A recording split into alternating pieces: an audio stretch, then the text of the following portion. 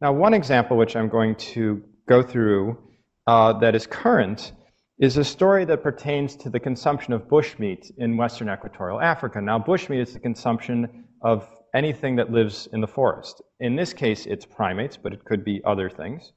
Bushmeat has been consumed in Africa as far as anyone knows, but what this report suggests, and this is a report from 2003 from Justin Bercheris, was that people in Western equatorial Africa were eating more bushmeat. And his study said that it was due to the fact that there was less fish available. So why was there less fish available? Well, that's what this graph shows. Let me walk you through this. This is a graph of how much fish is being caught in the various basins of the world between 1952 and 1980. And the more red the dots are, the more intensive the fish harvest is. Now, you'll see in 1952, pretty much all the fishing intensity is in the Pacific, and there are a few red dots here. By 1958, you'll notice that there's very intensive fishing that's begun in the Atlantic, and that the fishing in the Pacific and the Indian has picked up enormously. By 1964, the distribution of fishing is enormous, but most of it is low intensity. There are almost no red dots here.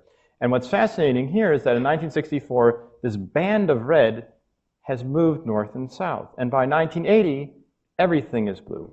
And blue is about 10% of the harvest compared to the red. And in fact, we have depleted about 90% of the world's commercial fisheries, a fact that comes as completely bizarre to people living in the developed world who go to their local fish market and find the greatest abundance of fish ever.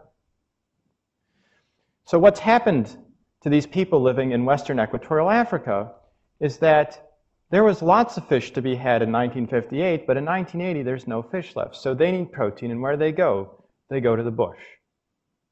Now, this wouldn't be a problem if it weren't for the fact that we share infections with all kinds of other creatures, including bats, and particularly primates. In fact, HIV is an infection that the human population acquired through primates. And there's been research that's shown that, in fact, viruses very similar to HIV have been entering the human population in people who eat bushmeat in this part of the world. Now, had you asked the science to be able to predict that overfishing in the Atlantic would lead to increased risk for the emergence of diseases like HIV, you would be hard-pressed to get any scientist to say with any amount of predictability that this was the case. And yet, when you consider depletion of fish stocks, no one's talking about the cost of potential human pandemics. So this is yet another example of the undervaluation of natural services. The last example I'm going to present in terms of the value of nature to health is that of climate regulation. We depend upon nature, of course, to determine the planet's climate. And this is a graph that I'm sure you're all painfully familiar with, which shows predictions by the IPCC of future warming. And we're looking at a growth in the temperature, a warming of the temperature, based upon the modeling you use of somewhere between 1 and 3 degrees by 2100. I don't mean to torture anyone with academics, but it's important to remember that there is this thing called the carbon cycle. And in fact, carbon is not just in the atmosphere, but it's stored in various compartments. The world's oceans can absorb about 25% of the greenhouse gases emitted by humanity. Now, this is a problem particularly for organisms in the ocean that have calcium carbonate backbones like coral reefs, and also those phytoplankton that bloom with nitrogen, because as carbon dioxide enters the ocean, it becomes more acidic. The ocean becomes more acidic, and that can literally melt the backbone of these creatures. And climate change alone is likely to put most corals at the brink of extinction by the end of the century, either because it's too warm in the water for the coral to coexist with their algae that they need to live symbiotically with, or because the ocean is too acidic because of the carbon dioxide absorbed in the ocean that can melt the calcium carbon skeleton of coral reefs. Forests on Earth store about 86% of the carbon above ground, and 73% of the carbon in soils is in forests. So there's carbon can be sequestered in soils that are non-forest, but the vast majority of carbon stored on terrestrial surfaces is clearly in forests. The Amazon basin alone, which is just 1% of the Earth's surface, holds about 10 years' worth of all human carbon emissions, just to put this in perspective of how intensely carbon is sequestered in forests. And what's amazing is that people in the developed world tend to think of carbon sequestration in the Amazon as being sort of, this hugely important carbon sink. But in fact, boreal forests, such as those in the United States and Canada and around the northern rim of Asia, have double the carbon stored in their trees and their soils as in the rainforest. And so without these natural sinks, if we deforested the earth, we would be unleashing a tremendous amount of carbon into the atmosphere and making our problem of dealing with climate change all the more difficult. So here are several examples of how our health depends on nature, and in several cases very clearly showed that we have not valued these natural resources at all appropriately. And we really must ask ourselves, if all of these pieces of nature are so important to our health, why is it that we have not done something to change the tide of the loss of biological diversity? There are several answers to that question, and I am not going to go into all of them today, but suffice it to say, people have made compelling arguments to preserve nature for aesthetic reasons, because nature is beautiful and we enjoy being in it, for moral reasons, because these creatures have a reason to exist in their own right, even for economic reasons, as was the case with the New York City watershed. But ultimately, we need to understand that the loss of biological diversity is a loss to ourselves, and that we cannot harm the natural world. We cannot expect that if we are to degrade the natural capital of the planet, that this in some ways does not affect us as well. And that our health is ultimately inseparable from the health of the natural world.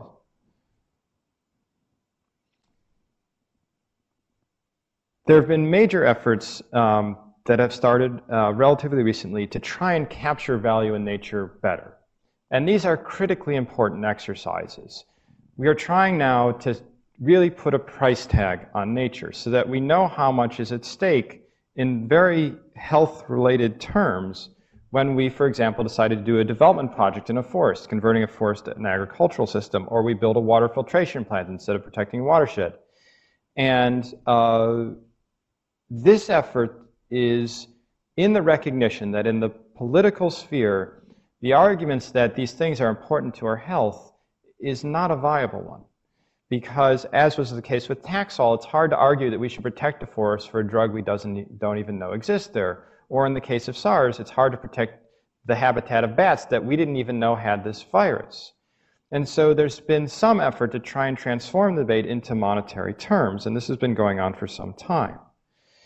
There are several issues that come up with economic valuation. There's a whole field of environmental economics that's sprung up. The first is that traditional economic models presume that goods are in some ways interchangeable. So that if you have a water filtration plant in a watershed, that you can buy shares in one or the other, and that at some point the relative attractiveness of these two goods will force people to switch. So if a water filtration plant costs $6 billion as it did, and the ecosystem costs $1 billion, even though it may be more uncertain that the ecosystem is going to get you what you want, you still might pay $1 million versus, or $1 billion versus $6 billion. The trouble is that once you invest in the water filtration plant, as they did in New York, because they didn't have enough land to protect, the natural value gets lessened, because of course you can't invest in it anymore, but you could buy another water filtration plant. And the trouble with that is that, and this is happening in New York, as these ecosystems go away, they're gone forever. And economic theory supposes you can always get access to more good. But one thing that's fundamentally different from natural services is that once you lose a component of biological diversity, once you lose a gene, a species, or an ecosystem, it's gone forever. You can't buy it back into existence. And so this is a very difficult problem for traditional economic theory, which presupposes that goods are, in fact, available in eternity. So how do we deal with this? Well, one way is, as I said, I think it's absolutely critical that we try as best we can to value ecosystems that we can value, be they watersheds, be they agricultural lands, be they forests that are habitat for species that we know may harbor infectious diseases like bats and primates. I mean, we do know that some species are more likely to harbor certain infections. But it's also critically important that we consider multiple endpoints. Most of the evaluation that's been done of ecosystem services has focused on, for example, with the New York City watershed, the value of that protected land strictly to water quality. And the trouble with that is that that ecosystem is doing much more than purifying water. It, in fact, is a huge buffer of air pollution. And so if you try and do an assessment of the value of that ecosystem to just the water quality issue, and you make the decision to protect or to buy the water filtration plant but not protect the watershed because you think it's just purifying water, you may, in fact, lose out on other services. And in fact, in most policy debates, there's almost always a focus on one outcome pertinent to well-being. And so we must rethink this in the policy sphere. We have to be considering multiple endpoints. The next thing we have to do is we have to value carbon. The second leading cause of biodiversity loss now is climate change. It is likely going to surpass habitat loss by mid-century as the leading driver of the loss of biological diversity. If we do not put a price tag on carbon, we are not going to see our way to sustaining the biological diversity upon which all life depends. And the third thing is that we have to limit population growth. And for some reason, the issue of population growth has become passé in the realm of politics. But in fact, all environmental change, and particularly climate change and habitat loss, are fundamentally driven by human population. And to anyone who's paying attention, it's already quite clear that the planet is struggling to cope in its natural resources capacity with the human population that's already here. And so if we're to try and minimize the effects upon the biosphere of human activities, we need to think about doing something about the population. So in sum, we've got a tremendous amount of work to do.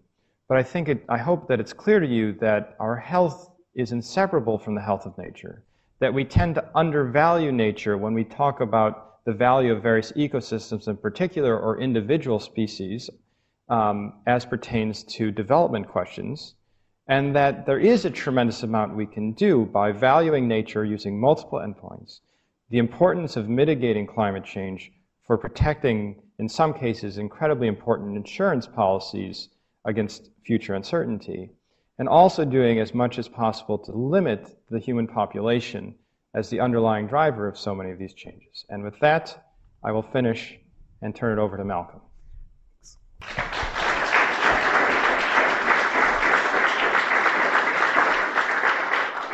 I'd first like to thank Dr. Bernstein for a very clear and bracing presentation that I think helped us get a grip on nature, but also worried about where that's going. Thank you very much. It's very, very good. We have about 15 to 20 minutes for questions. Please raise your hand and the microphone will come towards you. Please also keep your questions and not statements. Thanks. We'll start up front here.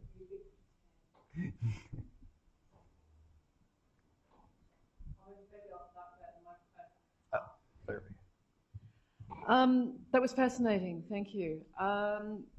Looking at things like soil depletion, do you think we have time to reverse that as the FAO is calling for? I mean, A, as a carbon sink, but B, also to increase agricultural productivity.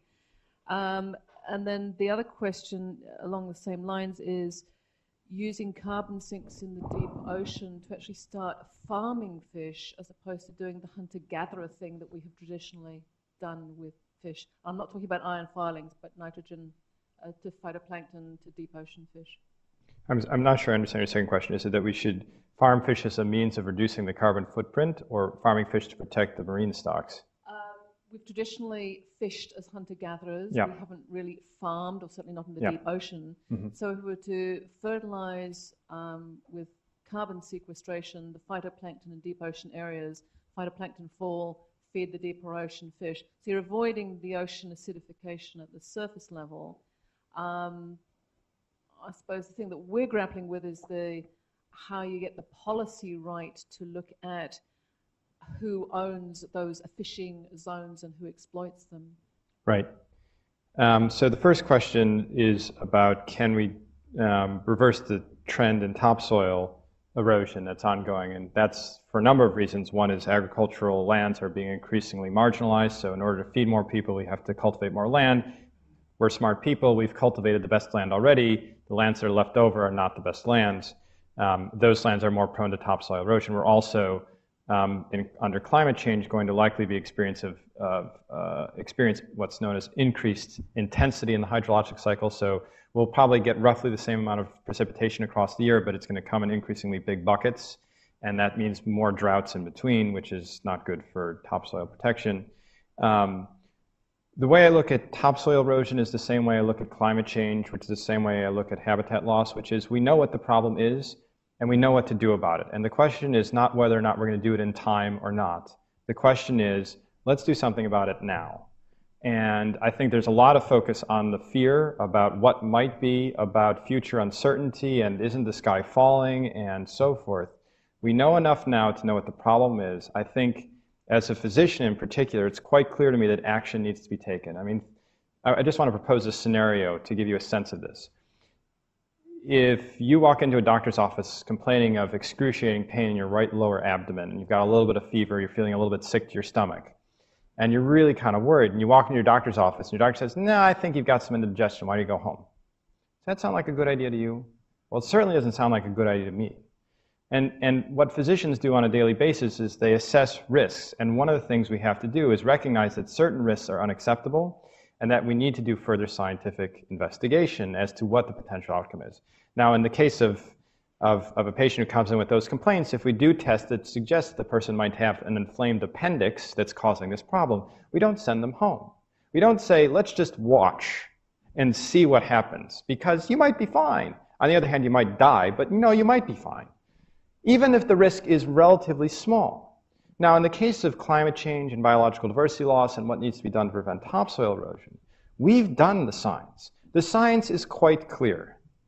And to not do something is folly. And I think most people recognize that, and there are several obstacles, which is the subject of another talk, to getting us to where we need to be.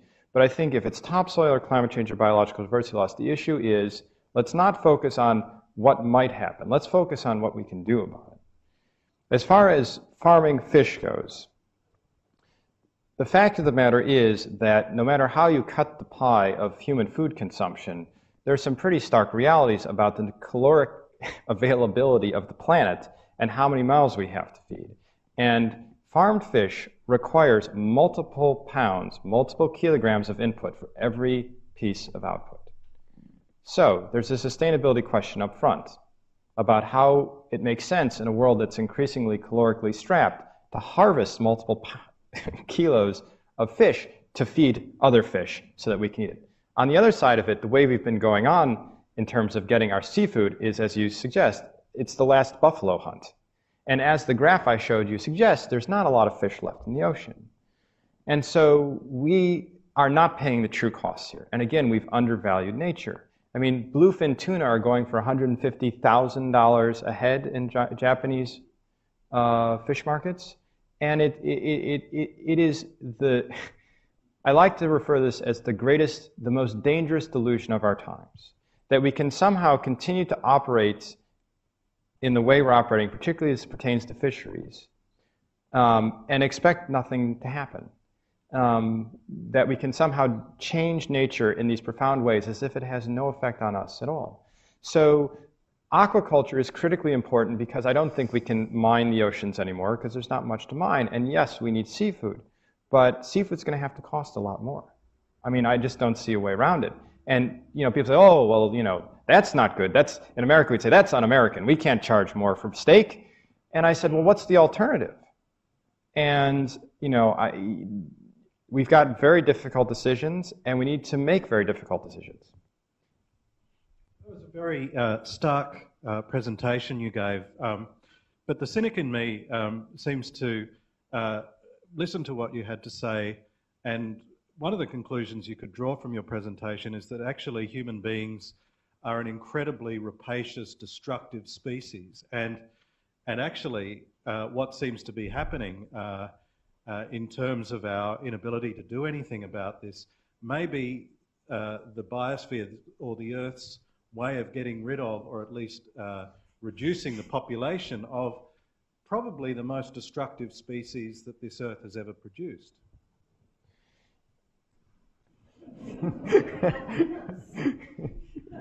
So I think it's actually a really important question, because I think there are many people who would either make that argument saying that this is our just desserts, or would say that we can invent our way out of this problem.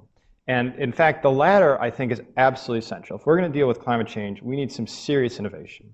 And that's why I focus on this issue of doing something about it and not getting caught up in this phobia, because phobia is paralyzing, and we need ingenuity, and we need people to get the sense that we can do something about this, which in fact we very much can. But your question brings to mind another thought, which is that as a doctor, I do on a daily basis what most people would never want to do, and I don't recommend, which is trying to get people to do what they wouldn't otherwise do.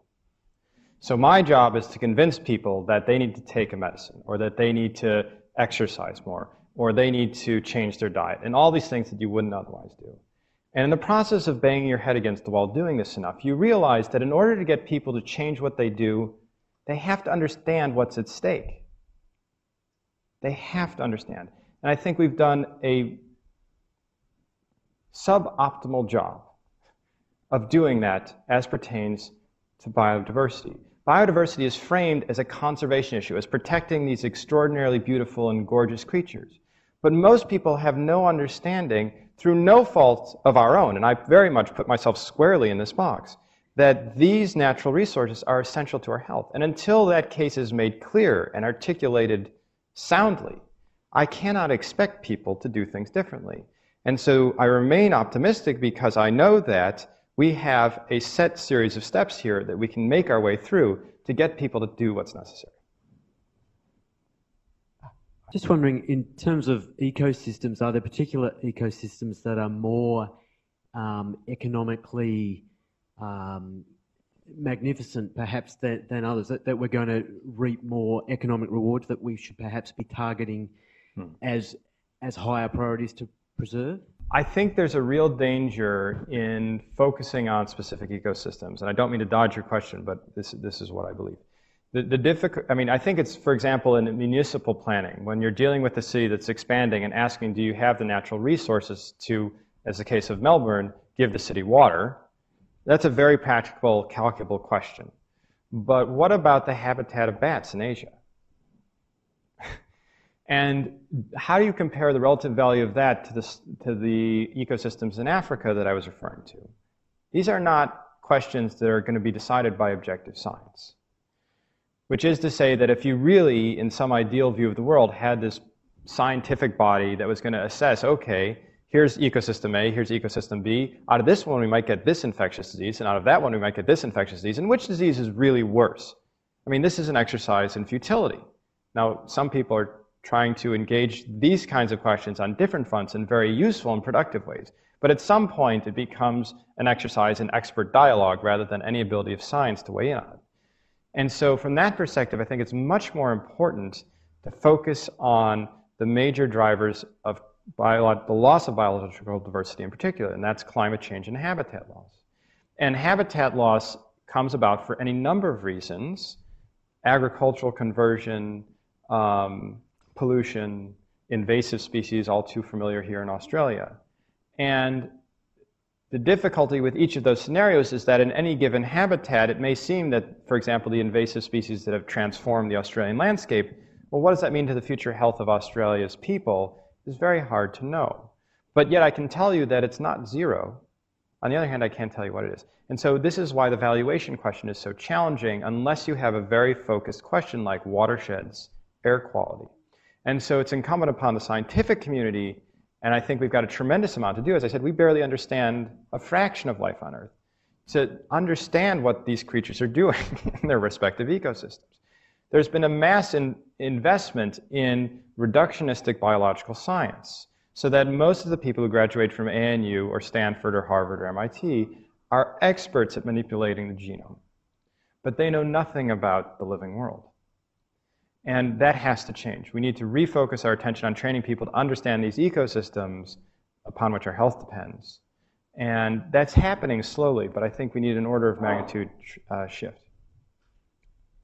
Your presentation reminded me, my brother is an environmental chemist at Louisiana State University, and he knows that I work for a policy think tank.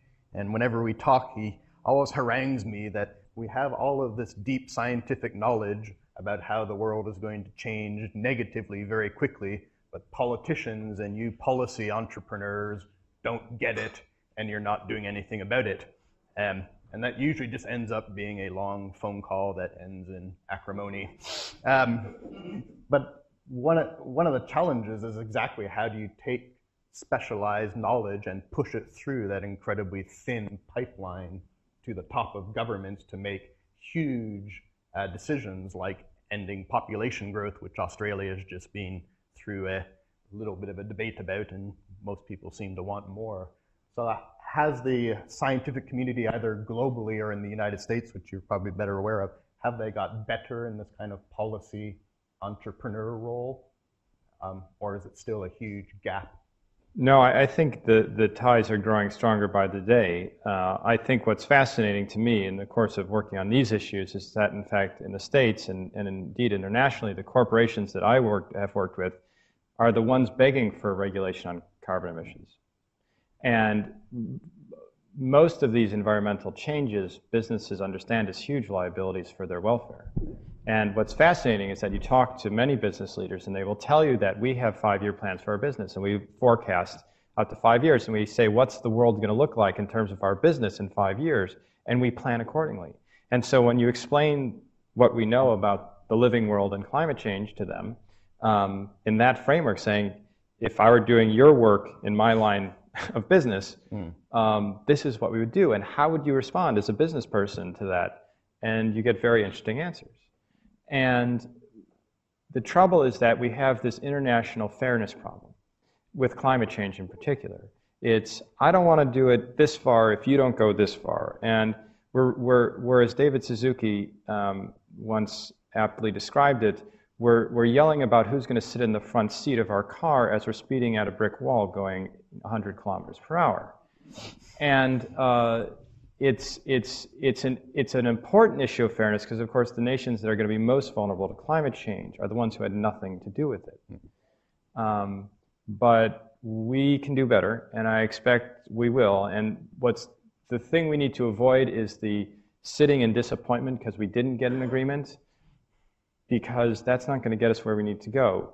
I think we need to keep on pace. We need to keep the iron on the fire so that we will get to where we're going and try and get there as fast as we can. Well, on that hopeful note, I'd like us all to thank again Dr. Bernstein for a very clear presentation.